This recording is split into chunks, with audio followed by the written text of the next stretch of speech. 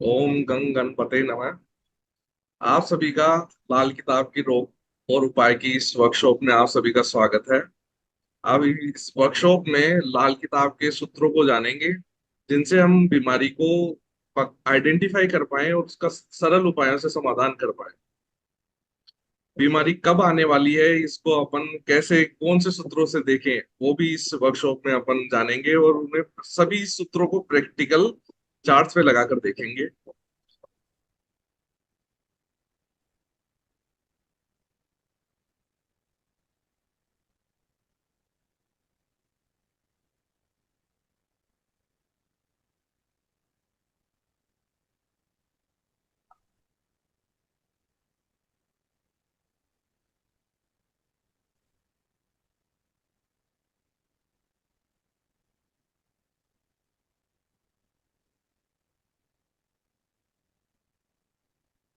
अब स्टार्टिंग में अपन थोड़ा अपने ग्रामर के सूत्रों का, अब जो फॉर्मूले हैं उन्हीं का रिवीजन करते हैं।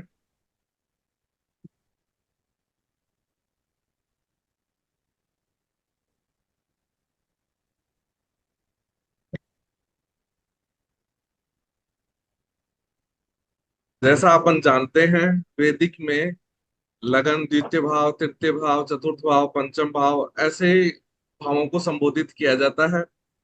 और तनु भाव, धन भाव ऐसे कहा जाता है। वैसे ही लाल किताब में एक भावों को संबोधित करने के लिए खाना नंबर 1, खाना नंबर 2, खाना नंबर 3 ऐसा संबोधित किया जाता है।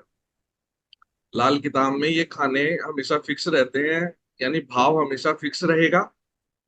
उसी के साथ साथ प्रथम भाव में हमेशा मेष राशि आएगी, द्वितीय भाव में हमेशा वृषभ राशि आएगी, तृतीय भाव में हमेशा मिथुन राशि आएगी। ऐसे ही क्रम से सभी राशियां भी लाल किताब में फिक्स रहती है। इसमें लगन परिवर्तित नहीं होता है, लगन चेंज नहीं किया जाता है इसमें। अब अपन जानते हैं, मान लीजिए ये चार्ट हमारे पास है किसी जातक का, मिथुन लगन का, जिसके लगन में बुध और सूर्य है। सर्वप्रथम हम अपने को 12 खानों की कुंडली का निर्माण करना है और लगन में एक राशि लिखते हुए आगे क्रम से 2, 3, 4 सभी 12 राशियों को लिख लेना है। फिर जो लगन में जो ग्रह है, जैसे ही मिथुन लगन की इस कुंडली में लगन में बुध और सूर्य है, दूसरे घर में राहु है, तीसरे में मंगल है, चतुर्थ में चंद्र है। वैसे ही लाल किताब कुंडली का निर्माण करने पे जिस जिस भाव में जो जो ग्रह है, जिस जिस भाव में जो जो ग्रह है, उन्हें हम उसी भाव में लाल किताब कुंडली में स्थापित करते हैं। जैसे लगन में बुध और सूर्य था, लाल किताब कुंडली में हमने बुध और सूर्य को लगन में रखा। दूसरे घर में यहाँ राहु था, दूसरे घर में यहाँ हमने राहु रखा। तीसरे घर में मंगल था, चौथे में चंद्रमा था, मंगल चंद्र को रखा। वैसे ही आठवें घर में केतु था, 10वें घर में गुरु और शनि था। लाल किताब कुंडली बनाते हुए हमने इन्हें भी उन्हीं भावों में रखा। अब लाल किताब में भावों का असर दूसरे भावों पर होता है, तो जो असर देने का सामर्थ्य रहता है, उसी प्रकार से इन्हें दो भागों में डिवाइड किया जाता है, पहले के घर और बाद के घर। अब ये पहले के घर दृष्टि से बाद के घरों पर अपना दखल रखते हैं। तो पहले के घर कौन कौन से हैं? लगन है, द्वितीय है, यानी खाना नंबर 1, खाना नंबर 2, खाना नंबर 3, खाना नंबर 4, खाना नंबर 5 और खाना नंबर 6। इन्हें पहले के घर कहा जाता है। खाना नंबर 7, खाना नंबर 8, खाना नंबर 9, खाना नंबर 10 और 11 और 12, इन्हें बाद के घर कहा जाता है। तो लगन में पहले के घर बाद के घरों पर दखल रहते हैं, पर कुछ विशेष भावों को सामर्थ्य है और कुछ विशेष ग्रहों को सामर्थ्य है, जो बाद में स्थित होते हुए भी पहले के घरों पर अपना दखल रखते हैं। उसके बारे में भी अपन चर्चा करेंगे। अब अपन जानते हैं कौन से ग्रह कौन से भावों में अमूमन लगभग अच्छे और मंदे होते हैं। सूर्य 6, 7 और 10 इन भावों में मंदा होता है, और 11th हाउस में विशेष कंडीशन रहती है। शनि के जो नेगेटिव खाना है, उसमें मांसाहार और मदिरा रहता है। तो अगर व्यक्ति मांसाहार मदिरा का सेवन करता है, तो सूर्य 11th हाउस में नेगेटिव असर देगा और उसे संतान प्राप्ति में दिक्कतों का सामना करना पड़ता है। और लगन में, दूसरे घर में, खाना नंबर 3 में, 4 में, 5 में, 8 में, 9 में और 12 में अमूमन सूर्य अच्छा रहता है।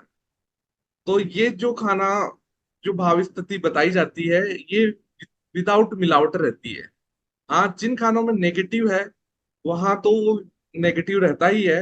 अगर जहाँ पॉजिटिव है वो भी मिलावट के अनुसार नेगेटिव बन सकता है। तो अब अपन चंद्रमा को जानते हैं, कौन से भावों में चंद्रमा नेगेटिव रहता है।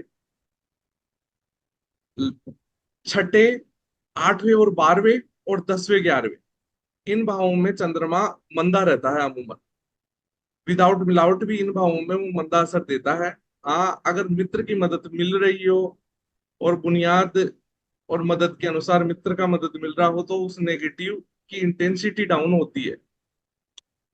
लगन में, दूसरे में, तीसरे में, चौथे में, 5वें में, 7वें में और 9वें घर में चंद्रमा अमूमन अच्छा फल देता है। मंगल केवल दो भावों में नेगेटिव असर देता है, चौथे घर में और 8वें घर में। विदाउट मिलावट ये बताया जाता है। गुरु छठे, 7वें और 10वें 11वें, इन भावों में अमूमन मंदा असर देता है। और बाकी शेष घरों में खाना नंबर 1, 2, 3, 4, 5, 8, 9 और 12वें घर में अमूमन अच्छा असर देगा। बुध 3 में और 8 से 12 में, तीसरे घर में और 8 से 12 घरों में अमूमन मंदा असर देता है। और शेष घरों में, लगन में, खाना नंबर 2 में, खाना नंबर 4 में, 5 में और 6 और 7 में ये अमूमन अच्छा असर देता है।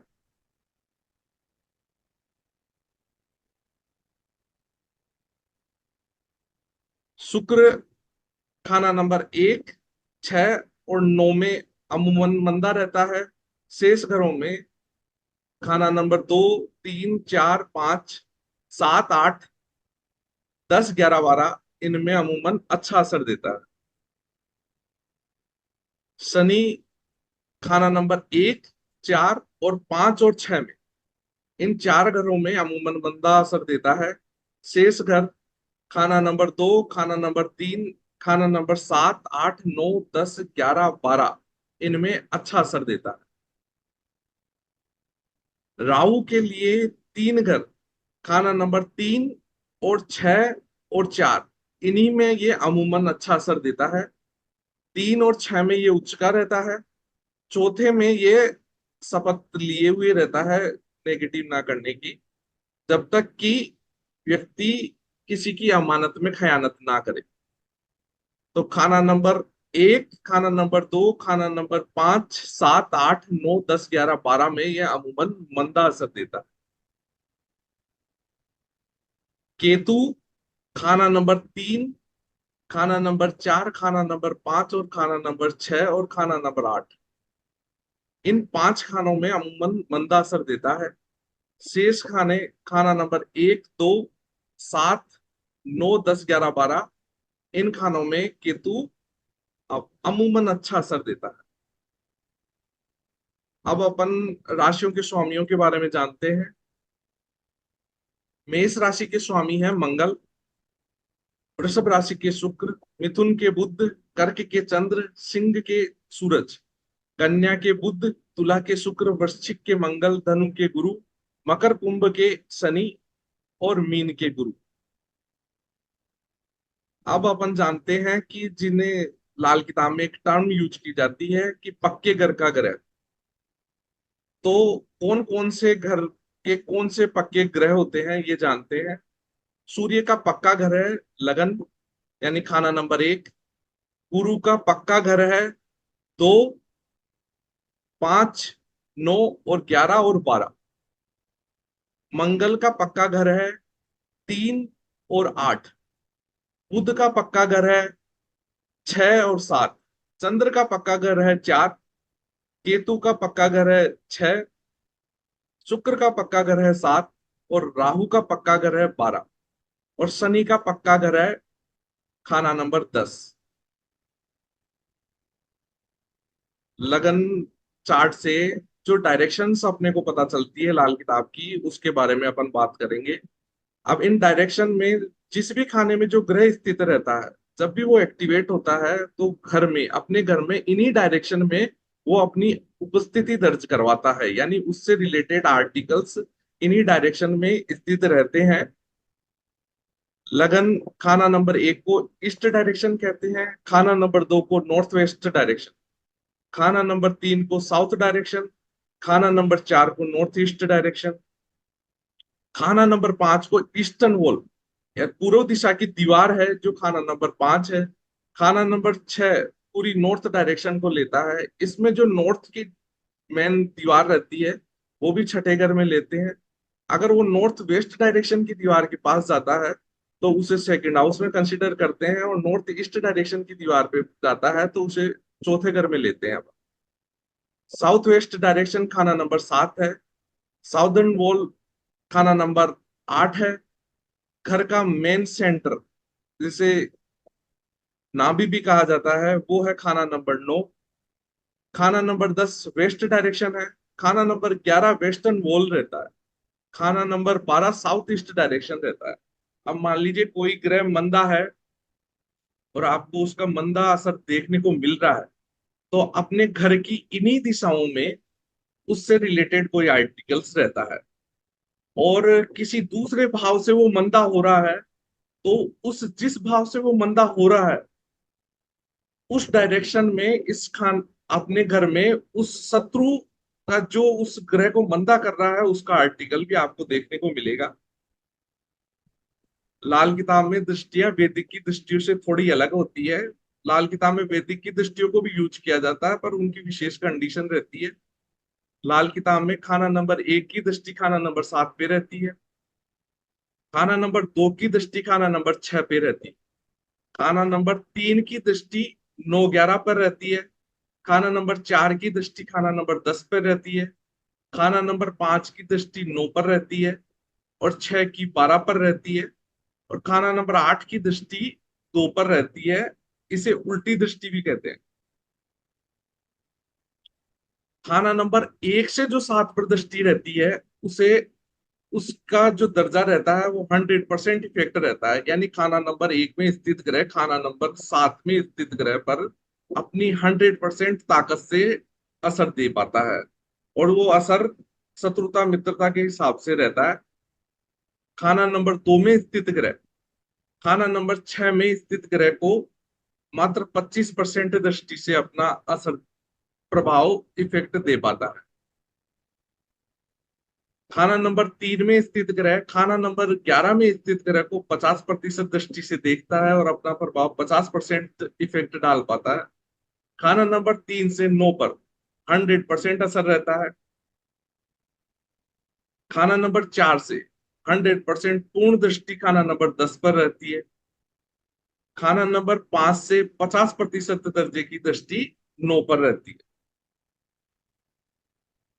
खाना नंबर 6 से खाना नंबर 12 पर मात्र 25% असर की दृष्टि वो 12 पर रखता है। खाना नंबर 8 से जो दृष्टि खाना नंबर 2 पर जाती है, वो 100%, यानी पूर्ण दृष्टि अपना पूर्ण असर सेकंड हाउस पर लेके जाता है। खाना नंबर 8 की खाना नंबर 12 पर दृष्टि रहती है, इसका दर्जा 25% रहता है।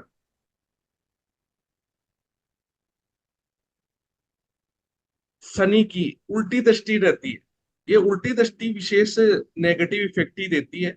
शनि की छठे घर से दूसरे घर पे 50% दृष्टि रहती है। बुध की 12वें घर से छठे घर पर उल्टी दृष्टि रहती है, और इसका दर्जा 100% रहता है। बुध की एक दृष्टि 9वें घर से तीसरे घर पे भी रहती है, उसका भी पूर्ण असर रहता है, और वो नुकसानदायक ही रहती है उल्टी दृष्टि। अब अपन ग्रहों की दोस्ती दुश्मनी का भी रिविजन करते हैं। सूर्य के दोस्त ग्रह हैं चंद्र मंगल गुरु। सूर्य के बराबर का ग्रह है बुध। बुध सूर्य के साथ विशेषकर चुप रहता है।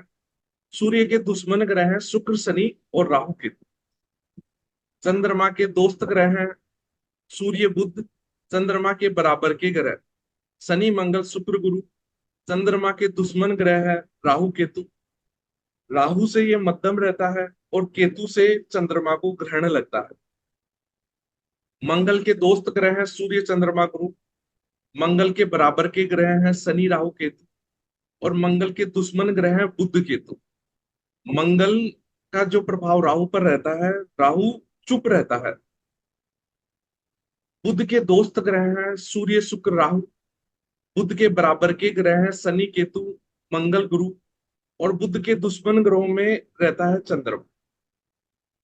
बृहस्पति के दोस्त ग्रह हैं सूर्य चंद्र मंगल, बृहस्पति के बराबर के ग्रह हैं शनि राहु केतु, बृहस्पति के दुश्मन ग्रह हैं शुक्र और बुध। शनि के दोस्त ग्रह हैं बुध शुक्र राहु, शनि के बराबर के ग्रह हैं बृहस्पति केतु, और शनि के दुश्मन ग्रह हैं सूर्य चंद्र मंगल। राहु के दोस्त ग्रह हैं बुध शनि केतु, राहु के बराबर ग्रह हैं बृहस्पति चंद्रमा, राहु के दुश्मन ग्रह हैं सूर्य शुक्र मंगल। केतु के दोस्त ग्रह हैं राहु शुक्र, और केतु के बराबर के ग्रह हैं बृहस्पति शनि बुध सूर्य, और केतु के दुश्मन ग्रहों में चंद्रमा और मंगल आता है। अब ये जो दोस्ती और दुश्मनी अपन ने पढ़ी है, ये ग्रह को अच्छा और मंदा करने पर हमें देखना होता है कि कौन सा ग्रह कौन से दोस्त के साथ स्थित है तो उसे वो मददगार होगा। भले ही वो नेगेटिव हाउसेस में स्थित है तो उसे वो मदद रहेगी, वो उतना मंदा नहीं रहेगा। अगर शत्रु के साथ है, भले ही पॉजिटिव में है, तो भी वो मंदा असर देगा। कुर्बानी के बकरे के बारे में जानते हैं। हर ग्रह किसी विशेष ग्रह को कुर्बानी के बकरे के तौर पर यूज करता है। अपने ऊपर आने वाली जो आफत या बला रहती है वो कुर्बानी के बकरे पर ट्रांसफर कर देता है। तो कौन से ग्रह का कौन सा ग्रह कुर्बानी का बकरा है अपन जानते हैं। सूर्य अपने ऊपर आने वाली बला को कुर्बानी के बकरे के तौर पर केतु पर ट्रांसफर करता है।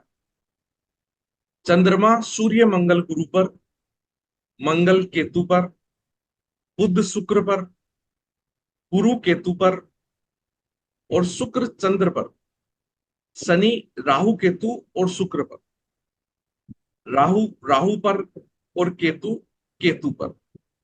अब आप इसमें देखेंगे कि बुध और शनि कहीं पर भी कुर्बानी के बकरे नहीं बन रहे। तो बुध जो अपनी इंटेलिजेंसी है और समझदारी है उसकी काबिलियत रखता है, और शनि चालाकी है, तो ये अपने पर बला आने ही नहीं देते। अब मान लीजिए सूर्य पर कोई बला आ रही है और केतु कुर्बानी का बकरा किसी तरीके से पहले से मंदा है तो वो ज्यादा नुकसानदायक रहेगा। अगर कुर्बानी का बकरा अगर अच्छा है तो वो बला को सहन कर जाता है। अब अपन बुनियाद के बारे में बात करते हैं। हर घर से नौवां घर उसकी बुनियाद बनता है। बुनियाद एक नींव के तौर पर काम करता है। अगर वहां मित्र स्थित है तो वो बहुत अच्छा रहता है, वो हमेशा उसको सपोर्ट करता है। शत्रु है तो भी बुनियाद अगर एक्टिवेट है तो फिर भी बेहतर है। अगर बुनियाद नहीं है उससे खाना नंबर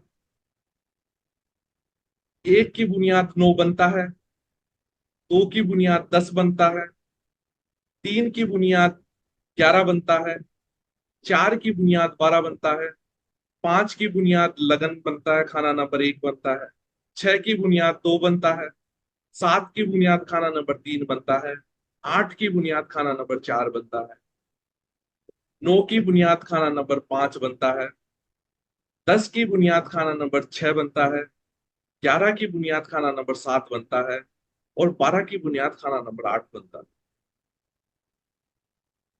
अब अपन अचानक चोट के बारे में बात करते हैं। अब जैसे आप तीर का निशान देख रहे हैं, ये अचानक चोट दिखाता है कि खाना नंबर 1 में स्थित ग्रह खाना नंबर 3 में ग्रह स्थित हो उसको अचानक चोट देता है। ये वाइस वर्सा रहता है वैसे, पर विशेष चोट का प्रभाव पीछे जो स्थित ग्रह है वो ज्यादा असर अपने नेक्स्ट वाले जो सामने है उस ग्रह पर देता है। जैसे खाना नंबर 1 में स्थित ग्रह है, वो खाना नंबर 3 में विशेष चोट देता है।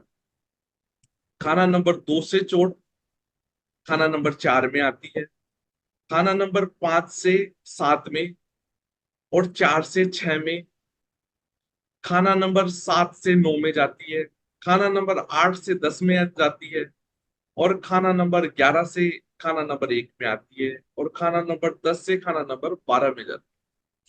ये जो अचानक चोट है, ये कुछ जब वर्षफल में दृष्टि जैसे अगर कोई ग्रह अपना असर दिखाकर एक्टिवेट होता है तो वो अपने को उस समय देखने को मिलती है। और ये अचानक चोट बहुत बड़ा नुकसान करती है, और अचानक नुकसान करती है, इसमें संभलने का मौका नहीं मिलता। अगर मान लीजिए कोई ग्रह है और झटके से उसके कारकत्वों की हानि हो जाती है। मान लिया अपन ने गुरु ग्रह है, और गुरु हमारी किस्मत है, सोना है, हमारे फादर है, लीनेज को दर्शाता है। तो अगर किसी विशेष कंडीशन से किसी विशेष साल में ऐसी स्थिति बनी कि गुरु के तमाम कारकत्वों की हानि हो गई, मान लीजिए आपकी शिक्षा छूट गई, उच्च शिक्षा,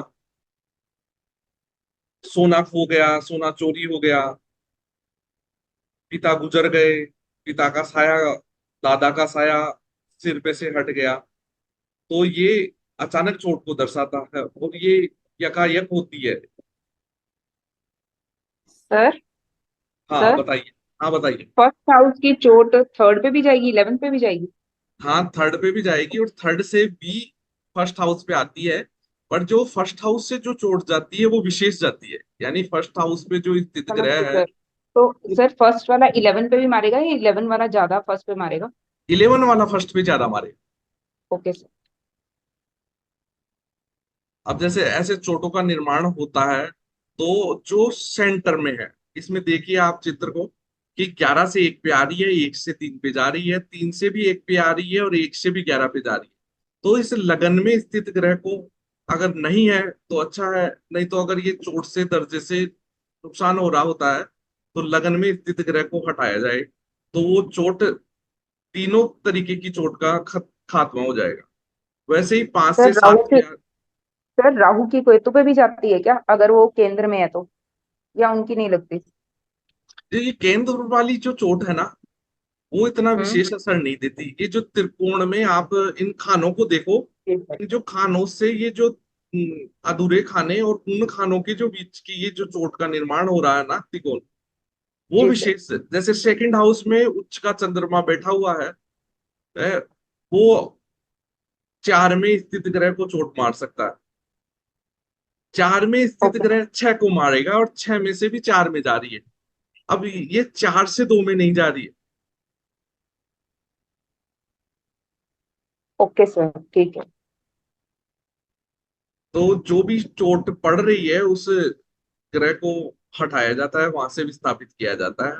विशेषकर जैसे मान लीजिए आपको लगन से चोट आ रही है तीसरे घर में, तो अगर वो ग्रह एक्टिवेट है, अब एक्टिवेट का मतलब है वो अपने अरसा में एक्टिवेट है, अपनी एज के हिसाब से एक्टिवेट है, उसकी दशा आई हुई है वो तब एक्टिवेट हो रखा है, या उस खाने रिलेटेड अपन ने कोई विशेष इवेंट की है तब वो एक्टिवेट होता है। अब मान लीजिए लगन का तीसरे घर पर असर जा रहा है, तो हमें ईस्टर्न डायरेक्शन में उस ग्रह जो चोट मार रहा है उससे रिलेटेड आर्टिकल्स को वहां से हटाना होगा, और वो उपस्थिति दर्ज करवाएगा। आप जब चार्ट देखेंगे तो आप उसी समय, जिस समय वर्षफल में ये निर्माण हो रहा होता है, तो किसी ना किसी तरीके से वो इस छोटे मोटे आर्टिकल के तौर पर भी वहां पर उपस्थित रहता है। और जैसे आप उसे वहां से हटाएंगे तो आपको बहुत फायदा देखने को मिलेगा। तो सर ये छठे भाव से आठवें भाव पे भी जाएगी? नहीं नहीं नहीं, ये छठे एरो से नहीं है आठवें इसकी? में नहीं जाती है। छठे जी जी। से आठवें में छठा आठवां और दूसरा 12वां मिला मिलाया रहता है, यानी वो अपना असर दिखा देता है, पर ये चोट जाती नहीं है। छठे से ठीक ठीक। चौथे पे जाएगी, 8वें से 10वें पे जाएगी। ठीक है, छठे से आठवें पे नहीं जाएगी? हाँ छठे से 8वें में नहीं जाएगी, दूसरे से 12वें में नहीं वो जाएगी, बाहर में नहीं तीसरे जाएगी। से ठीक 5वें में ठीक। नहीं जाएगी, 9वें से 11वें में नहीं जाएगी। ठीक ठीक।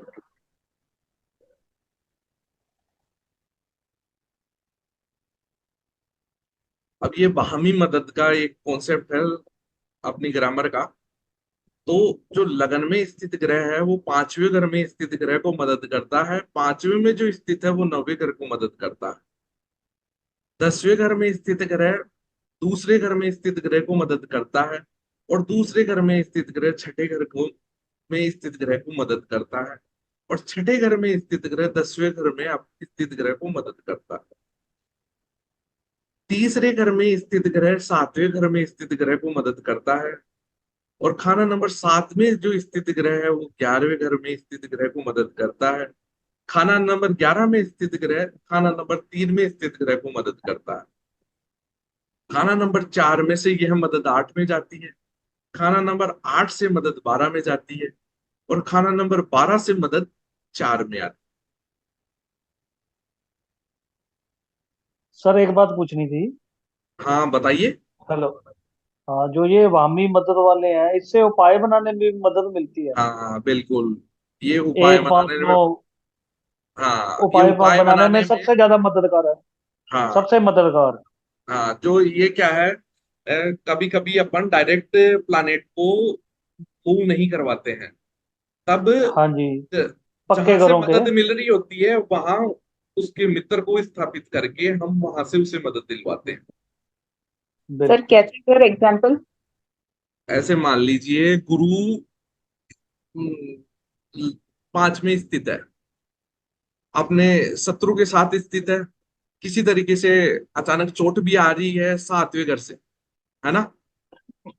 तो अपन लगन में उसके मित्र ग्रह को स्थित करके यहां से वो अपने मित्र ग्रह गुरु को मदद पहुंचा देगा। यहाँ हमने गुरु जो कि 5 में स्थित है उसका डायरेक्ट वैसे उपाय आप लाल किताब में उपाय देखेंगे तो मंदिर की सफाई या ऐसा ही उपाय दिया हुआ है, डायरेक्ट गुरु से उपाय नहीं है उसमें। तो लाल किताब हम्म। डायरी इस ग्रुप में भी अपन शेयर करवा देंगे, जिसमें सभी ग्रहों के उपाय सभी भावों में रहते हैं, आप उन्हें रीड करेंगे तो आप पाएंगे कि हर घर में स्थित ग्रह को कभी कभी डायरेक्ट नहीं छेड़ा जाता। तो जब डायरेक्ट नहीं छेड़ा जाता है तब या तो बुनियाद से मदद दी जाती है, या फिर वाहम मदद से मदद दी जाती है। शत्रु ग्रहों को जो चोट मार रहा है उसे हटाया जाता है, या टक्कर मारने वाले ग्रह को हटाया जाता है। तो इस तरीके से अपन मिलाकर उपायों का निर्माण करते हैं। सर जिस जो ग्रह टक्कर मार रहा है उसको भी उस स्थान से हटा सकते हैं ना? उससे फर्क पड़ेगा? क्या बोला अनुजी आपने? सर मैं कह रही हूँ कि जैसे सपोज राहु है और वो शुक्र को टक्कर मार रहा है, हम्म। तो हम उस डायरेक्शन से शुक्र का आसमान हटा देंगे तो भी शुक्र को टक्कर नहीं लगेगी, ऐसे भी होगा? हाँ बिल्कुल, आपने अगर वहां से शुक्र को हटाया तो भी टक्कर नहीं लगेगी, और जो टक्कर मार रहा है उसको हटाया तो भी टक्कर नहीं लगेगी। और ओके। आप जब प्रैक्टिकली इन टूल्स को यूज करेंगे तो जब ये एक्टिवेट होके परेशानी दे रहे होते हैं ना, तो वो जो डायरेक्शन वाला चार्ट है वो एग्जैक्ट घर में उसी डायरेक्शन में उस ग्रह की स्थिति को दिखाएगा जो किसी ग्रह को परेशान कर रहा है ना, उस ग्रह की उपस्थिति रहेगी ही रहेगी। आप अब ओके। अब जैसे मान लीजिए लगन से कोई तीसरे पे मार रहा है, तो तीसरे में जो ग्रह स्थित है उसकी उपस्थिति आपको ना दिखे, पर जो तीसरे का नुकसान कर रहा है ना लगन में, वहां उस ग्रह की उपस्थिति दिख सकती है। तो वो एक्टिवेशन पे निर्भर करता है कि कौन नुकसान करने वाला एक्टिवेट हो रखा है, तो वो कहाँ से नुकसान कर रहा है। तो अपन नुकसान करने वाले को हटाएंगे तो भी फायदा है, जिसका नुकसान हो रहा है उसे हटाएंगे तो भी फायदा है, जिसका नुकसान हो रहा है उसे वहां मदद देंगे तो भी फायदा है, बुनियाद में मित्र को बैठाएंगे तो भी फायदा है। तो जैसे अब आपने बुनियाद में मित्र को बैठाया और मदद दिलवाई ना, तो इसमें अपने को ज्यादा सोचने की जरूरत नहीं होती। हाँ, अब जैसे मान लीजिए वहां मदद भी है अपने पास बुनियाद भी है, और अपने को पता चल रहा है कि वहां मदद है, वहां पर पहले से ही जिसको लेके जा रहे हैं मदद करने के लिए। पंचम में गुरु था, लगन में सूर्य को अपन लेके जा रहे थे कि सूर्य लगन से 5वें में मदद पहुंचा देगा। चंद्रमा को लेके जा रहे थे कि वो वहां से मदद पहुंचा देगा। पर इन्हीं का ही शत्रु अगर लगन में स्थित है तो अपन वहां मदद ना करते हुए फिर बुनियाद पे जाएंगे, और अगर फिर भी अपने को मदद करनी होगी तो वो जो जहां वो शत्रु स्थित है उसका अपन समाधान करेंगे। Okay sir, thank you. अब अपन ग्रहों की टक्कर के बारे में जानते हैं कि कौन से घर से कौन से घर पर टक्कर जाती है। लगन से 8वें घर पे टक्कर जाती है, यानी जिस भाव से हमें काउंट करना होता है उस भाव से 8वें घर पर ग्रह जाकर टकराता है, और टक्कर का असर हमें नेगेटिव देखने को मिलता है। और जो विशेष असर जो जहां से वो टकरा रहा है, यानी लगन से 8वें घर में जो स्थित ग्रह है उसका विशेष नुकसान होता है। अब गाड़ियां दो टकराती है तो दोनों का ही नुकसान होता है, पर विशेष नुकसान 8वें का होगा। अब जैसे लगन से 8वें पर टक्कर जाती है, दूसरे घर से 9वें घर पे टक्कर जाती है, तीसरे घर से यही टक्कर 10वें पे जाती है, चौथे से 11वें पे जाती है, और 5वें से यही टक्कर 12वें पे जाती है, छठे से जाती है लगन पर। अब आपने देखा कि लगन से जो ज्यादा असर है ना वो 8वें पर डालेगा, पर छठे से लगन पर ज्यादा असर मिलेगा। नुकसान दोनों का देखने को मिलेगा। आप कारकत्वों की हानि, जब दो ग्रह टकराते हैं तो कारकत्वों की हानि होती ही है। और जब विशेष शत्रु होता है तो आपको 101% असर देखने को मिलता है कि विशेष नुकसान होता ही होता है। तो अपन उपाय बनाने में या मदद दिलाने पर इस टक्कर का विशेष ध्यान रखते हैं। 7वें से दूसरे पर जाती है, 8वें से जाती है यही टक्कर तीसरे पे, 9वें से चौथे पे जाती है, 10वें से जाती है 5वें, 11वें से जाती है छठे पर, और 12वें से जाती है 7वें। अब ये अपन ने ग्रामर के इन सभी सूत्रों को देखा, तो अब ये सूत्र विशेष काम आते हैं ग्रह को अच्छा और मंदा, यानी ग्रह अच्छा और मंदा कौन सा असर दे रहा है उसको जानने में। रूपचंद जोशी जी ने हर भाव में हर ग्रह का अच्छा और मंदा दोनों असर दे रखा है, और अपन इसे परसेंटेज वाइज भी डिवाइड कर सकते हैं, पर आप मान के चलिए कि इसको कैसे जज करें अपन। तो मान लीजिए शत्रु की चोट आ रही है, शत्रु की टक्कर आ रही है, यानी किसी भी ग्रह की चोट और किसी भी ग्रह की टक्कर आ रही है तो ग्रह मंदा होगा।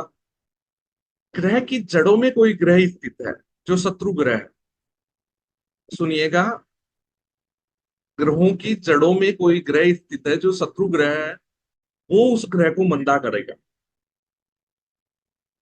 सात अगर कोई ग्रह स्थित है, अगर वो शत्रु ग्रह है तो वो ग्रह को मंदा करेगा। दृष्टि के दर्जे के हिसाब से अपने परसेंटेज का असर मिलाकर शत्रु ग्रह ग्रह को मंदा करता है। तो मान लीजिए ये सभी कंडीशन किसी विशेष ग्रह के लिए मिलती है तो आप कह सकते हैं उसका 100% मंदा असर देखने को आपको मिलेगा ही मिलेगा। अब शत्रु की भी साथ भी शत्रु का भी असर हो रहा है, वहीं साथ साथ मित्र का भी असर हो रहा है, तो वो दोनों असर देखने को मिलेंगे। पर जितना ज्यादा शत्रु का इफेक्ट होता जाएगा, जितनी ज्यादा टक्कर अचानक चोट पड़ती जाएगी, वो उतना ही मंदा असर देखने को अपने को उस ग्रह का मिलेगा।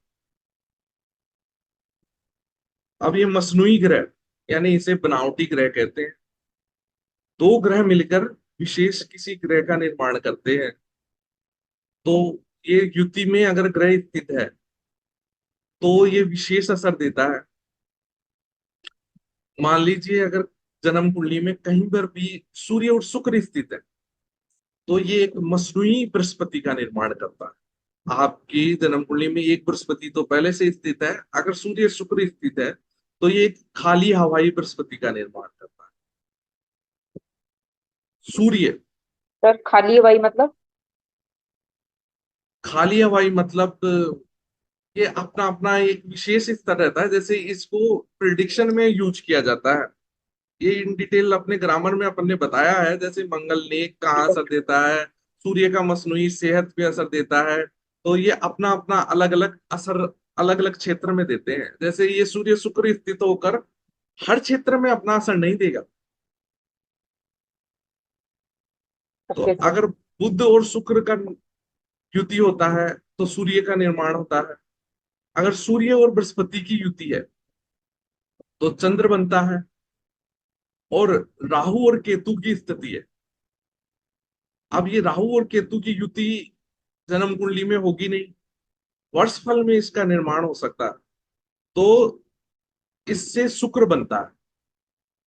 सूर्य और बुध अगर जन्म कुंडली में कहीं स्थित है तो ये मंगल बनता है, और ये मंगल मंगल नेक होता है। अब बताते हैं, मंगल को अगर मित्रों की मदद सूर्य और चंद्र की मिल रही होती है तो मंगल बद की स्थिति में मंगल नेक हो जाता है। तो अगर आपकी जन्म कुंडली में मित्र किस प्रभाव नहीं मिल रहा है सूर्य चंद्र का, और अगर सूर्य और बुध की स्थिति है, तो आपको एक फ्री विल का निर्माण हो जाता है, वो मंगल नेक का असर रहता है। अब अगर मंगल बद होते हुए भी आप मंगल बद से जुड़े हुए नेगेटिव कार्य नहीं करते हैं, तो वही मंगल कुछ ही समय में आपको मंगल नेक का असर देखने को मिलेगा। हाँ, अगर मंगल बद है, मंगल नेक भी आपकी कुंडली में है, और मंगल बद की क्रूरता, जहर, लड़ाई झगड़ा और किसी दूसरे के हक को खोसना, अत्याचार करना, अगर ये करते हैं तो ये मंगल नेक अपना असर नहीं दे पाएगा, और आप अपनी फ्री विल को खो देंगे। अगर जन्म कुंडली में सूर्य और शनि युति है तो ये मंगल बद का निर्माण करते हैं। बृहस्पति और राहु दोनों मिलकर बुध का निर्माण करते हैं। इसलिए राहु खुद बहुत प्रभावी ग्रह है, शक्तिशाली ग्रहों में से एक है, माया का स्वामी कहा जाता है। अब बुध में राहु भी है, यानी राहु का जो शक्तिशालीपन और शरारतीपन है वो भी है, और बृहस्पति का ज्ञान भी है। तो इन दोनों को मिलकर बुध का निर्माण होता है। तो बुध राहु से भी शक्तिशाली है लाल किताब में। शनि, जब बृहस्पति और शुक्र की युति हो तो वो केतु स्वभाव यानी अच्छा शनि रहता है, और मंगल और बुध की तो वो राहु स्वभाव रहता है। और मंगल और शनि अगर मिल रहे हो तो राहु उच्च का होगा। अब अगर मान लीजिए किसी तरीके से राहु मंदा हो रहा है, तो भी यह राहु, ये जो युति है उसे कहीं ना कहीं सपोर्ट करेगी, और राहु के पॉजिटिव रिजल्ट्स अपने को देखने को मिले। वहीं अगर सूर्य शनि है तो वो राहु नीच का असर देगा।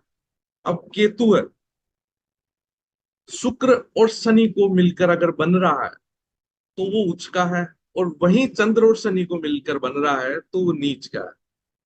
अब जैसे आपने कहा अनु जी कि ये सूर्य और शुक्र मिलकर जो बृहस्पति बन रहा है ये खाली हवाई है, तो इसमें फूल है, फल नहीं है। यानी ये वंश वृद्धि में, और आपके जो, अब आप सूर्य और शुक्र साथ में रहेंगे ना तो आपके पास सुख सुविधा के सामान भी रहते हैं, पर आप सुख नहीं भोग पाते। Okay sir. तो अब ये ग्रामर का अपना रीजन हो गया।